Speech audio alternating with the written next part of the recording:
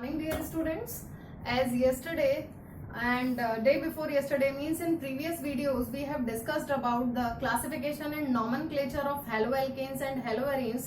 So first we will discuss completely about the haloalkanes, and today I am going to start the preparation methods of haloalkanes. So there are number of methods by which we can prepare haloalkanes, in which the first that we are talking about is from hydrocarbons, that we have already studied in class 11th as the chemical properties of hydrocarbons. So let's start. From hydrocarbon we can prepare the haloalkanes from alkanes as well as from alkenes. So let's start with the first, that is from alkane by halogenation of alkane.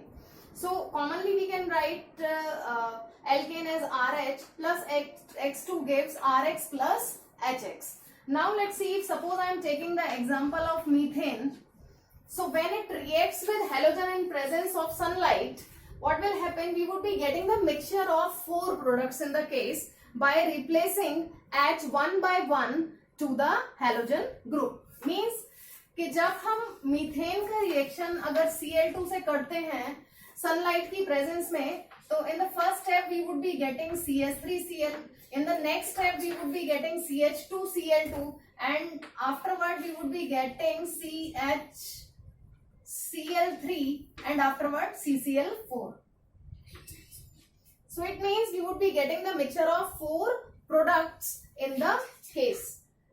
So basically this method is not a very appropriate method to get the haloalkanes in laboratory, because we are getting the mixture of, and it is not very easy to separate them out because they are not having a very much difference between their boiling points. That's why we have to use the fractional distillation to separate them out.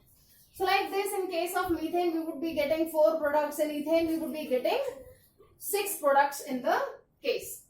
But if we are talking about the higher alkanes, suppose I am talking about the propane.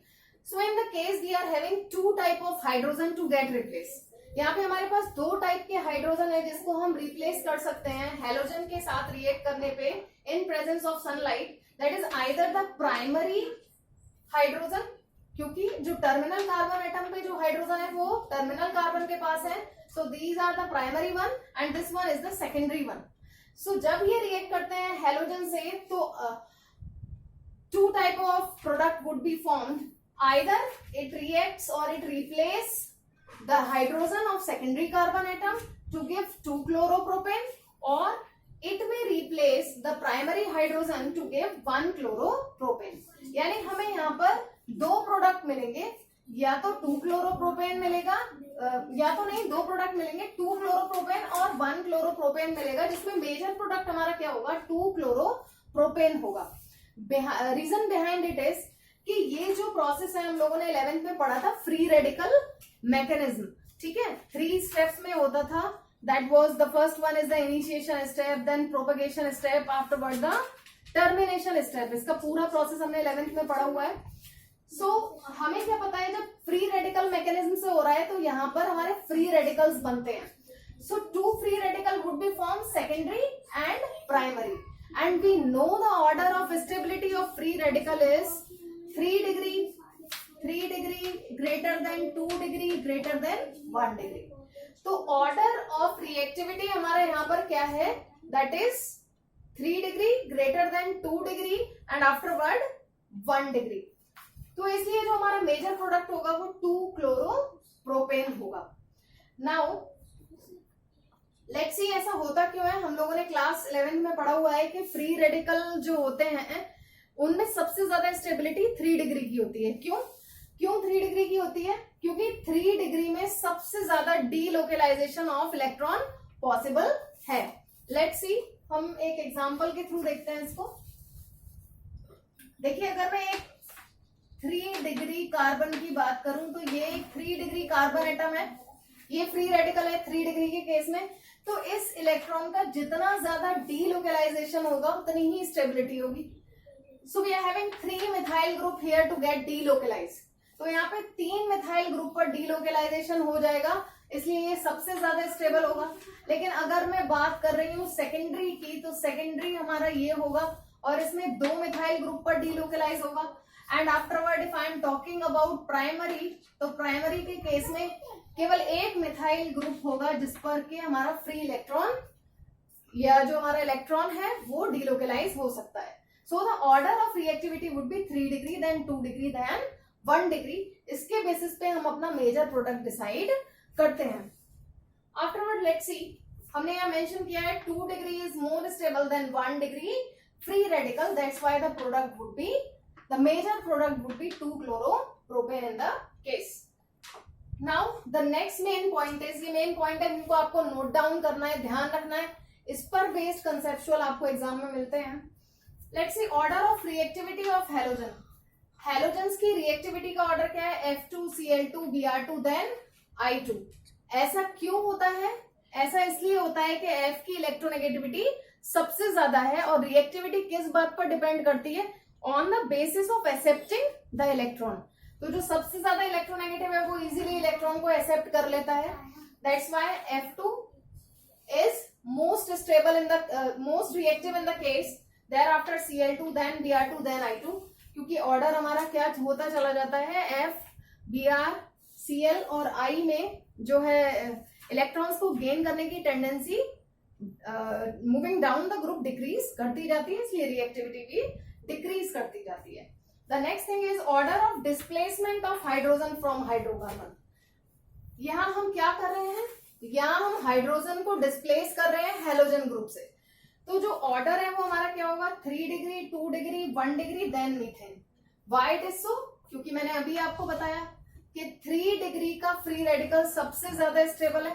तो अगर 3 degree का सबसे ज्यादा stable होगा तो उसी का hydrogen displace करके उसकी जगह क्या आएगा? हेलोजन ग्रुप आएगा। So if in MCQ you would be asked in the examination कि ये 4 प्रोडक्ट पॉसिबल हैं किसी एक रिएक्टेंट से, तो कौन सा सबसे ज्यादा स्टेबल होने वाला है, कौन सा मेजर होने वाला है, तो किस बेसिस पे आप डिसाइड करोगे? On the basis of this order कि 3 डिग्री का सबसे ज्यादा हमारा स्टेबल आता है, फिर 2 डिग्री का, फिर 1 डिग्री का, and then methane.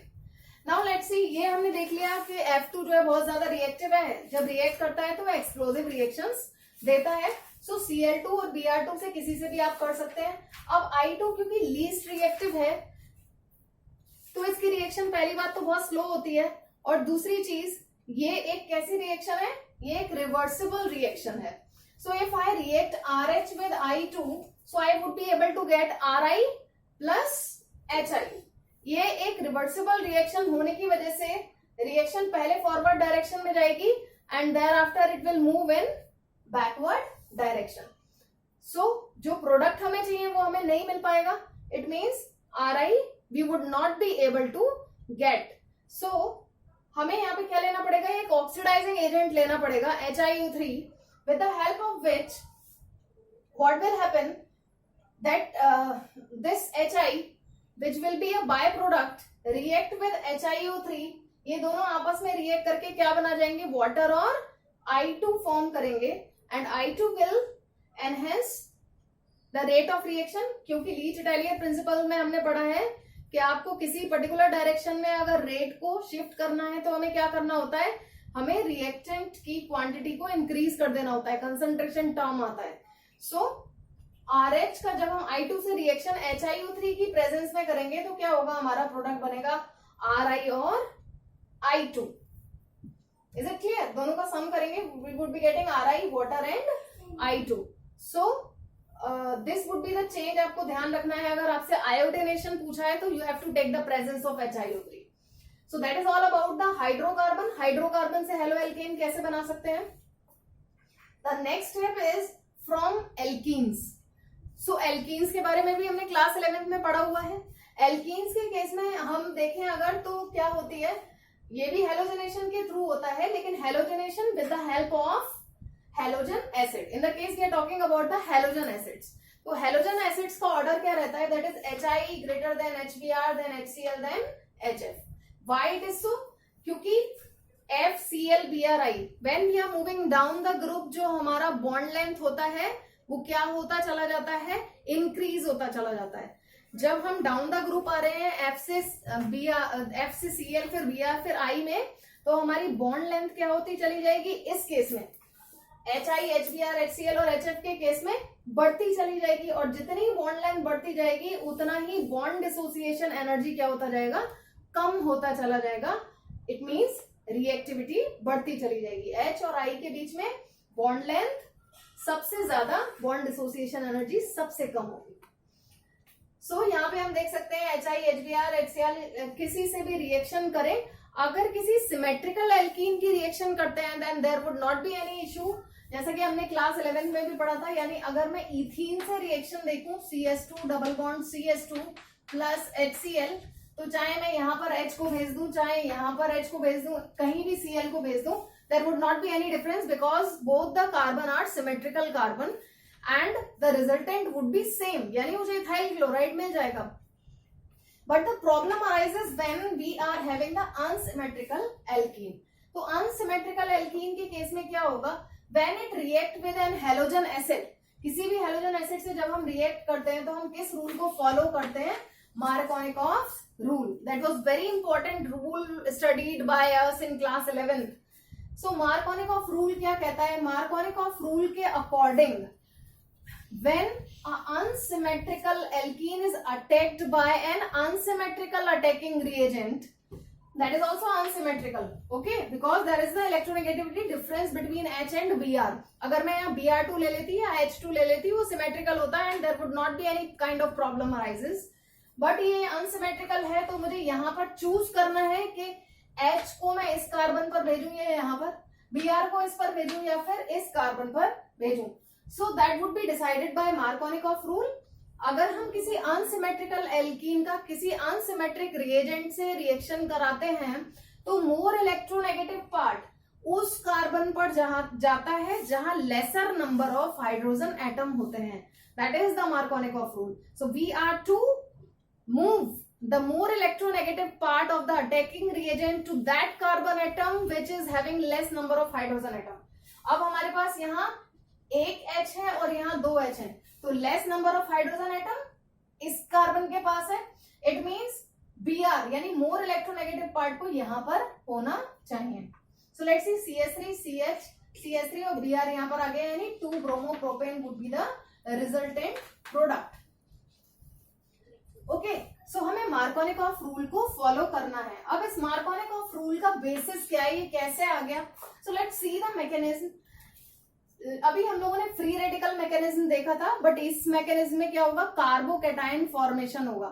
So let's see HBr after heterolysis, ठीक है, इन दोनों में इलेक्ट्रोनेगेटिविटी डिफरेंस है, shared pair of electron Br की तरफ शिफ्ट होता है, पार्शियल नेगेटिव और इस पर पार्शियल पॉजिटिव चार्ज रहता है। So on heterolysis it would be break down into H ion and Br ion. So now let's see alkene को अगर देखें तो यहाँ पर क्या है, डबल बॉन्ड है, it means that is electron rich in nature. और H आयन को क्या चाहिए, H आयन को अपने आप को स्टेबल करने के लिए इलेक्ट्रॉन्स चाहिए, means that is a electrophile. So the reaction is electrophilic addition reaction. So H ion यहाँ पर अटैक करेगा पहले, Br आयन नहीं करेगा क्योंकि ये भी ऑलरेडी इलेक्ट्रॉन रिच है, जबकि ये भी इलेक्ट्रॉन रिच था, तो इस पर किसको अटैक करना चाहिए, H आयन को अटैक करना चाहिए। Now let's C, H ion दो तरीके से अटैक कर सकता है।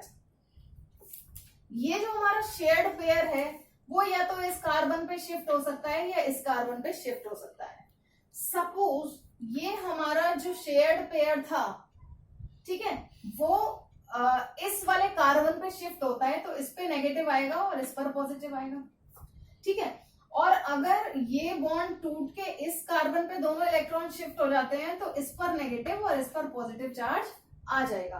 अब मैंने दोनों पॉसिबिलिटीज ले ली, ये H आयन अटैक करेगा तो वहां जाएगा जिस पर नेगेटिव चार्ज है, तो अगर यहां नेगेटिव चार्ज मान के चलूं तो H आयन को इधर मूव करना चाहिए और प्रोडक्ट मेरे सामने ये कैटायन बन जाना चाहिए, ठीक है, CH3 CH2 having positive charge. और अगर नेगेटिव चार्ज इधर है तो ये H आयन इधर अटैक करेगा, ठीक है, and we would be getting CH3 CH having positive charge CH3। Now let's see the difference between two. अगर मैं इसको देख रही हूं तो इट इज फॉर्मिंग 1 डिग्री, और इसको अगर देख रहे हैं तो ये कैसा है, सेकेंडरी। देखिए प्राइमरी वो होता है जिससे डायरेक्टली एक कार्बन लिंक हो, सेकेंडरी वो होता है जिससे 2 कार्बन लिंक हो। तो ये हमारा प्राइमरी बन रहा है, ये हमारा सेकेंडरी बन रहा है। अगेन रिकॉल क्लास 11th, हमने पढ़ा है कार्बोकैटायन में भी जो हमारा स्टेबिलिटी का ऑर्डर होता है वो सेम होता है फ्री रेडिकल की तरह, 3 डिग्री, 2 डिग्री, देन 1 डिग्री। इसको भी हम किस बेसिस पे बता सकते हैं, डीलोकलाइजेशन के बेसिस पर बता सकते हैं। If we see the primary one, तो इसके साथ इथाइल ग्रुप जुड़ा हुआ है, प्लस आई इफेक्ट लगेगा, और इसका डीलोकलाइजेशन पॉजिटिव चार्ज का जितना ज्यादा होगा उतना ही ज्यादा स्टेबल होना चाहिए। तो डीलोकलाइजेशन सिर्फ इस वाले कार्बन पे आ पाएगा। While in this case 2 degree के केस में हम क्या देख रहे हैं, दो तरफ से प्लस आई इफेक्ट लग रहा है, यानी इस पॉजिटिव चार्ज का डीलोकलाइजेशन इस मिथाइल ग्रुप पर भी हो सकता है और इस मिथाइल ग्रुप पर भी हो सकता है। इट मींस ये ज्यादा स्टेबल है, ये कम स्टेबल है। तो ज्यादा स्टेबल अगर ये है तो हमारा प्रोडक्ट क्या होना चाहिए, Br को इस जगह पर जाकर अटैक करना चाहिए। तो हमने दोनों ही केसेस में Br को अटैक कराया, तो इसमें प्राइमरी यानी N प्रोपाइल ब्रोमाइड बन रहा है, और इसमें आइसोप्रोपाइल या सेकेंडरी प्रोपाइल ब्रोमाइड बन रहा है। So in the case this would be the major product because this is more stable. ये हमारा माइनर प्रोडक्ट बनेगा और ये मेजर प्रोडक्ट फॉर्म होगा। नाउ लेट्स सी, ये तो बात हो गई मार्कोनिकॉफ रूल की, लेकिन सेम रिएक्शन को हमने क्लास 11th में पढ़ा हुआ है। First take the screenshot fast.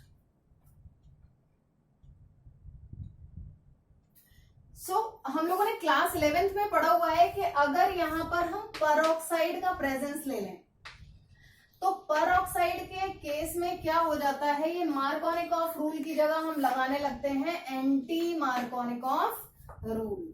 इसकी जगह हम क्या लगाने लगते हैं, एंटी मार्कोनिकॉफ रूल को फॉलो करने लगते हैं। और एंटी मार्कोनिकॉफ रूल के अकॉर्डिंग ये परऑक्साइड इफेक्ट के अकॉर्डिंग हमारा जो माइनर प्रोडक्ट है वो मेजर प्रोडक्ट हो जाता है। इट मीन्स अब मेरा प्रोडक्ट यहां पर क्या बनना चाहिए, दैट मस्ट बी 1 ब्रोमोप्रोपेन। क्यों, क्योंकि ये किसको फॉलो करता है, फ्री रेडिकल मैकेनिज्म को फॉलो नहीं करता है, इस मैकेनिज्म को फॉलो नहीं करता। तो हमारा मेजर प्रोडक्ट क्या होता है, 1 ब्रोमोप्रोपेन इस केस में हो जाएगा।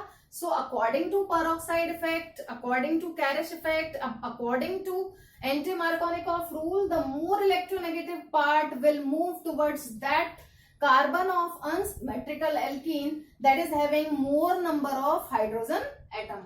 तो हमारा more electronegative part किस तरफ शिफ्ट करेगा, जिस कार्बन पर ज्यादा हाइड्रोजन होंगे। So हमारा प्रोडक्ट ये आता है।